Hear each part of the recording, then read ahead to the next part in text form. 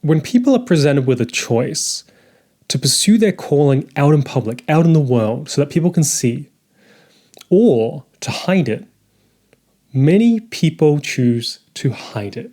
They choose to veil their calling from public view. And in this video, I want to explain why. Now, my name is Joe Yuli. I'm a philosopher. I am absolutely obsessed with vocations and callings. And that's why I'm here educating people on places like YouTube, Substack, Instagram. I have a podcast called Career Archetypes Podcast.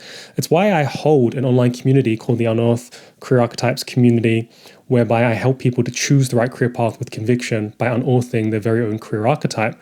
Because it's my belief that we have a very, very minimal time to live on this earth, and that we should be spending it doing the work that we feel deeply connected with, that we feel aligned with, and that to not do that is tragic. And there's no reason why we can't do that. And it's just a matter of figuring out what our calling is and then putting the right structure in place so that we can actually pursue it in the modern world. And one of the things that pops up repeatedly for people when it comes to pursuing their calling is that they're never able to express it outside of their own selves, right? They hide it. And they know what their calling is, so on a conscious level, they're aware of it, but they're not able to express it externally. It stays withheld. Now, I call this phenomenon the veiling of our paths, right? We veil our paths, meaning that we are consciously aware of what our path is, and yet we hide it from view. And we do this for two main reasons. The first reason that we do it is because we don't want to have to deal with the social implications of expressing our calling. This means we don't have to deal with having to have an awkward conversation with our parents. We don't have to deal with expressing it potentially on social media. And Sally from work is going to hear about it because she follows you on Instagram. It means that we don't have to deal with a random stranger who says like, hey, I actually don't think that that's the correct thing. And they get into a back and forth. So there's the social implication. The second reason that we veil our paths is to hold on to our identity. And so we don't have to go through this identity reformation. We don't have to go through this transformation that can occur when we start to express and walk our calling out in the world. And so these are the two main reasons as to why people will veil their paths, that will keep them hidden. So I want to go over this social implication because it can break down quite nicely when we start to look at these different sort of categories or levels of peer groups that we will, be a part of, or different social groups that we'll be a part of.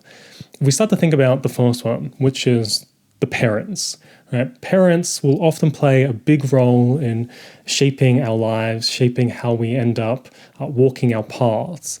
Now, for some people, they will have parents that have a very, very strict viewpoint on how they should live, how they should act, how they should behave, to the point where if you are to go ahead and change paths, then you're going to have to deal with these very, very strict parents and having to navigate this situation.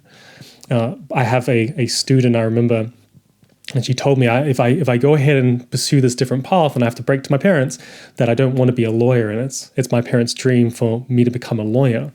And having to navigate that situation means that you might have to have this awkward conversation, means that your parents might be unhappy with you.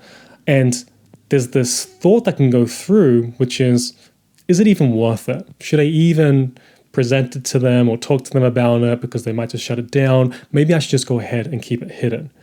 And when that happens, the person is unable to pursue their calling and therefore is unable to express themselves in the world, which means that they just start to shrink internally. Now, another reason that people will veil their paths when it comes to simply their parents is that they want their parents to be proud of them, and they want their parents to love them. And so their parents might be super, super supportive, right? Because we can have the more tyrannical side of things where the parents are like, no, you have to go ahead and do this. And if you don't do this, then it's bad, and very, very judgmental. But then you also have this other extreme where the parents will say, we just want you to be anything. We just want you to go and do anything. And because they're so supportive, and because the path that is within you might not align with their views, you just don't want to disappoint them.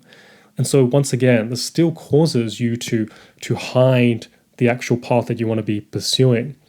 And so understanding that there's this relationship going on between you and your parents is something that needs to be understood when it comes to, are you veiling your path for them?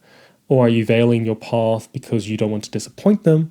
Are you veiling your path because you fear they won't love you anymore? There are so many different reasons. And if you're looking at going into this in more depth and you're wanting to navigate this, you can look at my video lesson, which is called Parental Blasphemy, which goes into a little bit more depth as to how to navigate the parental situation.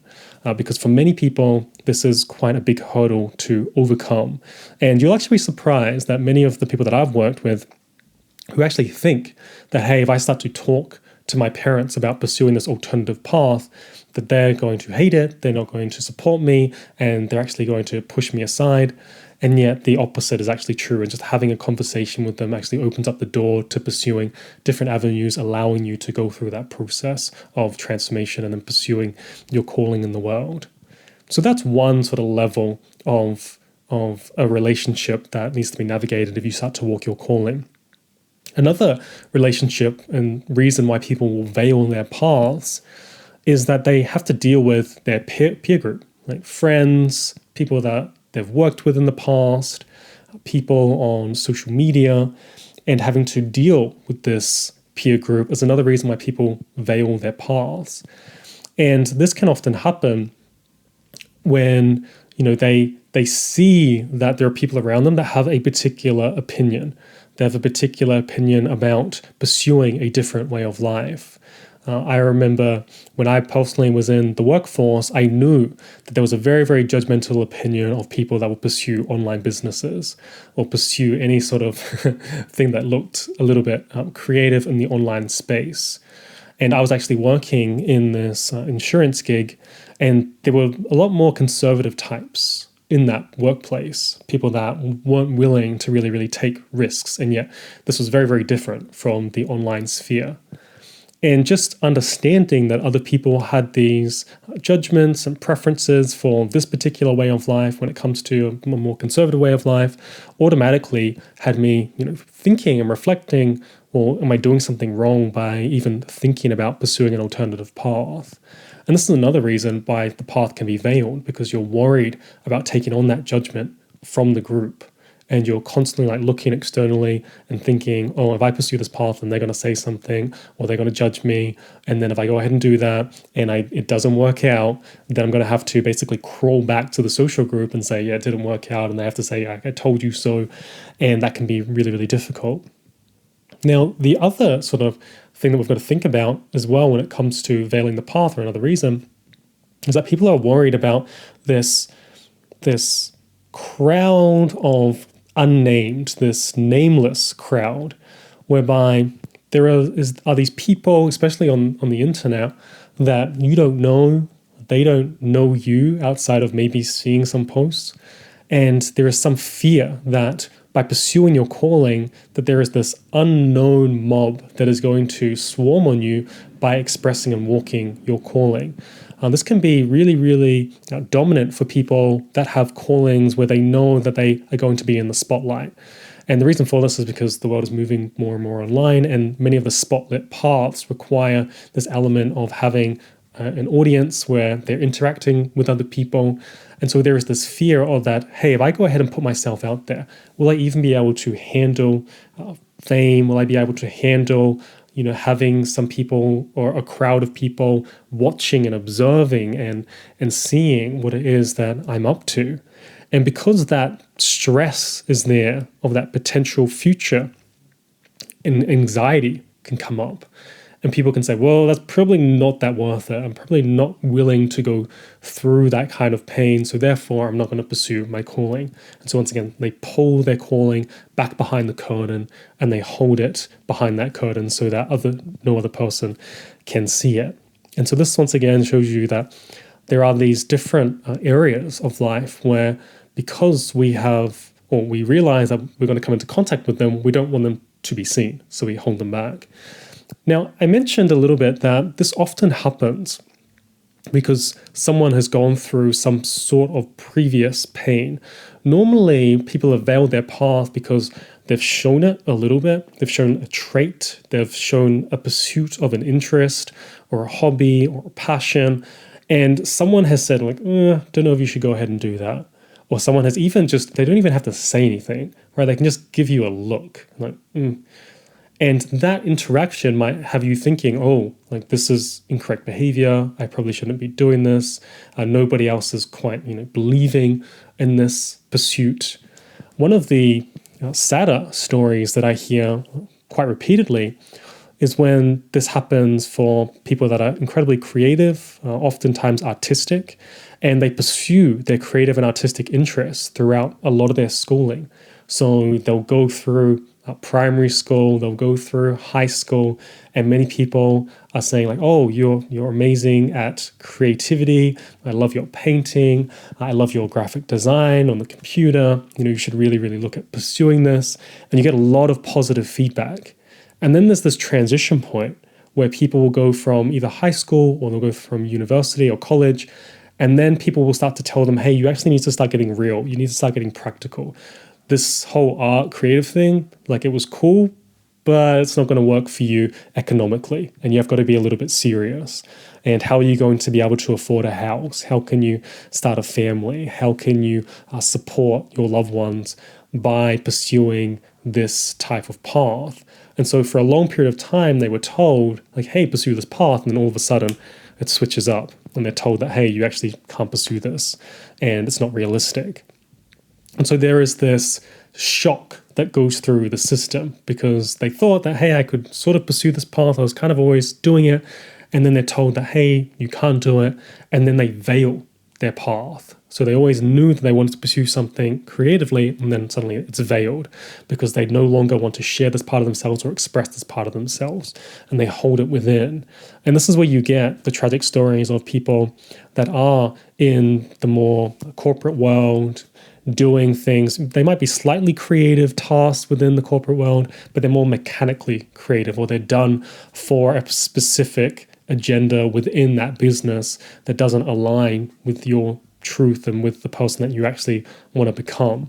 And this, unfortunately, is quite common, where people will get this pain, and because of that pain, they will take their path or take any sort of interest or passion that they had, and they'll say, okay, I'm not going to show this to anybody anymore.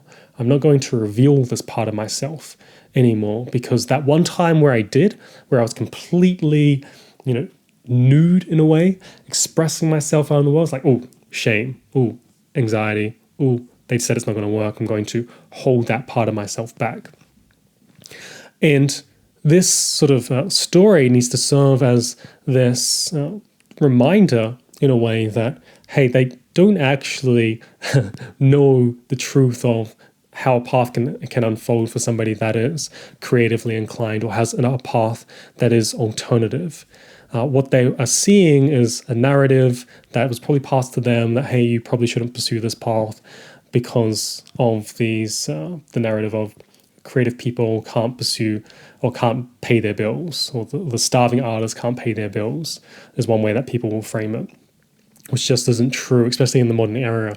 We can structure our paths in so many different ways so that we can actually go ahead and pursue our path in an aligned way and earn an income from it that feels like good, that feels correct, that doesn't feel like off or like it's just like a shard of ourselves and we're missing the full picture. Instead, we can have it all, but we first have to go back into ourselves and look at this part that we're veiled and say, okay, this is missing from my life. I need to start to bring this forward. Now, what happens when people veil their paths is that they end up exaggerating one sort of facet of themselves, and that becomes a part of their work persona. And this other part of themselves that really needs to be part of the work is hidden. So they end up splitting in a way. And this is really done so that they can feel safe. And this feeling of safety is really, really important. And yet it's also the very, very thing that's holding them back. So they feel as though, hey, I'm going to hide all these different interests and pursuits and passions and my actual calling from the world, and I'm only going to show them like little slithers of it. They might even show what the actual work is. So if we're using this example of a novelist, they might say like, on the side, I write novels, but full time I do something, and that slither of on the side I do novels. if we really look at that, it's like, oh, that's more of the actual path. And this other part of yourself, this exaggerated part of yourself, is shielding and keeping safe the actual calling that you're meant to be pursuing. And so it's almost as though you have to bring forward these veiled parts of yourself and decrease this persona that you've built up for yourself, which can be quite difficult, especially if you have had this pain that's gone through, which is why a lot of the times when people are pursuing their callings, especially in the beginning, there's a lot of healing that needs to happen and needs to be done. There are different types of healing depending on the kind of profession that person is meant to be walking. Sometimes it can be quite psychological. Sometimes it can be very, very action orientated. And through that action, the psychology can change because somebody sees that, hey, I'm doing it enough and I'm not actually unsafe. And I can pursue this path in a way where I'm not just getting like yelled at by random strangers, or I've had a conversation with my parents and they're actually completely fine with me pursuing this path and they just want me to be happy. There's all these things that can happen to help that healing process go through. But what we can't do is we can't just continue on as is with our persona up front, hiding away what the actual path is. And so one image that comes to mind is the crab and its shell. And so this shell that's used as protection almost becomes like this heavy burden that we're carrying around with us. And we have to get out of this shell, release it, move on out and be vulnerable for a second prior to finding a new shell that actually properly fits the totality of us. In other words, we can be safe pursuing our calling, but we can't get to that place if we're not willing to move forward and move through the hardships that we've had in the past. And the very first thing that we need to do is we need to recognize these pieces of us, because we are consciously aware of the path, but we're not ready or willing to actually go ahead and pursue the path when we've veiled it. Now, I mentioned that there were two main things. The first one was the social implications. That's one of the reasons why people hold their path back and they hide it. The other reason is this identity transformation that can occur, this identity reformation that can occur when we actually go ahead and pursue our path. And there's this intense fear that can arise when we actually start to prepare ourselves to actually go ahead and walk our calling. Let's say, for example, somebody that's been working in the corporate world for 20 plus years who is really, really into Reiki healing, and they know that they want to go ahead and start their own Reiki healing business. However, that's going to take a big leap. It's also going to change how they're seen and how they're perceived in the world. Now, our vocation, our calling, it's a public event, right? It's the public event of our lifetime. We're going out into the world and we're going to be seen by other people. We're going to be serving people out in the world. We're going to be potentially entertaining people. There's a lot of other involved with our vocation, which means that the identity that we have when it needs to shift and change is going to be seen and viewed by other people, which can cause, this intense, I don't know, I want other people to see me like that. And what can often happen is that there's this split of identity. And this part of yourself that you're using as a shield to hide what your actual calling is has to be dissolved away. And a new expression of self has to be able to come through into the foreground so that everybody can see. And that process is normally not one of la la la, this is great, this is happy, and I'm totally okay with this, and it was really, really easy. Most transformations that people go through are gritty, they're hard, there's a lot of resistance, there's a lot of friction, there's this uncomfortableness, there's what one of my students calls it, they have the tarot moment, the tarot cards and in the deck, they have just these explosions on many different areas. And when it comes to your identity, it means that what was holding it all together needs to dissolve and a new structure needs to arise to withhold the more expansive version of you that you're moving into and that you're evolving into. And so this is the other reason why people will veil it, because every time they get close to going out there and expressing a new side of themselves, and I don't want to do that, I'm going to go ahead and keep that safe. I'm going to go ahead and keep that covered and hidden. And yet, if they allow that part of themselves to get through, they then are able to put together a new form, a new structure, a new way of walking and being in the world that is way more aligned and that gives that deep sense of fulfillment in our work, gives us that meaning in our work later on into the future. But we have to go through that. So there is this rite of passage that people have to go through in order to get to this other side if they've veiled their path. So if you have veiled your path, know that you do have to go through this period of chaos, of change, of uncomfortableness, of instability.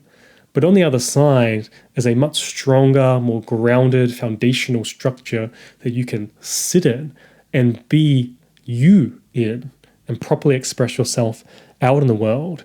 One way to think about this is if you can imagine this firewalk. And so there's this firewalk and you're going to walk across it. A lot of people, when they've had their paths veiled, is that they'll walk halfway and they'll be like, I don't like this. And then they'll just turn around and go back to the beginning rather than just carrying on through and getting all the way to the end. There's no point of going to halfway and turning around and going back to the beginning. All you did was just burn your feet. Instead, you want to walk all the way through to the end and get to the other side, completing it, which means that even when it's uncomfortable, you just keep on going, keep on going, keep on going. And this is this rite of passage that people who have veiled their path have to go through. And so it's consciously aware, right? You're aware that your path is different. You're aware that you need to be pursuing your calling and that it's uncomfortable to maybe think about, but you're aware of it. And if you are aware of it, take this as a sign and as an opportunity to actually say, oh, I sort of know that this current path is not quite me. This other path seems to be pulling me in and calling me, and it's been there for a very, very long time, or at least different skills and interests that I'm getting pulled toward have been there for a very, very long time. And take that seriously. Confront that part of yourself. You know, there's this idea that it's not about seeking the path, it's about confronting the path. And that happens to be true for so many people when they have veiled their path. And if you're interested in unveiling your path and learning to choose the right career path with conviction and then going out into the world and actually walking it, then you can go ahead and check out our Unearth community. In our online Unearth community, I help people to choose the right path, and I guide them through this 8-week process whereby they go ahead and they unearth their career archetype by gathering self-knowledge, going through this process of coming into awareness of what their actual calling is. And then I give them and show them the steps that they need to take in order to break through and start walking their path in the world and able to do it in a way that feels deeply true and deeply fulfilling. So if you're interested in that, check out the link below.